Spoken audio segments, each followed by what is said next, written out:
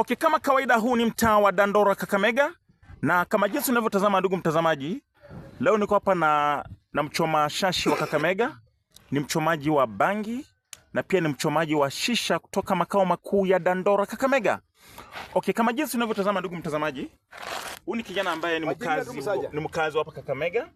Anakiroza anasema kwamba bangi ni chakula chake, na anakiroza anasema chai pia ni chakula chake, na mara tatu anakira kwamba na anasema kuwa anapenda kuvuta bangi. Hebu vuta kidogo tuone. Okay?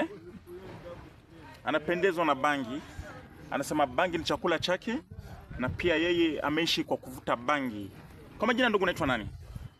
Bwavi Cheswa. Bwavi Cheswa. Okay. Kamera isonge kidogo. Okay, anakiroza anasema kwamba anajulikana kama Bwavi mwenyewe. Mutesa. Huyu ni mvutaji wa bangi Kakamega hii. Na anasema yeye anaamini kwa bangi usiku na mchana. Kutoka Kakamega, umevuta bangi kwa muda miaka mingapi? Hapo na mama Saki. Okay. Miaka kadhaa. Okay, ndugu mtazamaji, unapoitazama kamera hii, leo nimefika katika makazi ya Dandora Kakamega na niko hapa na mvutaji wa bangi hodari sana hapa Kakamega. Anasema yeye anakula bangi, anavuta bangi, analala juu ya bangi. Okay, unaweza kanita anointed brother au kipendo unaweza kanita mfalme wa mapenzi Kakamega nzima. Kwako studioni.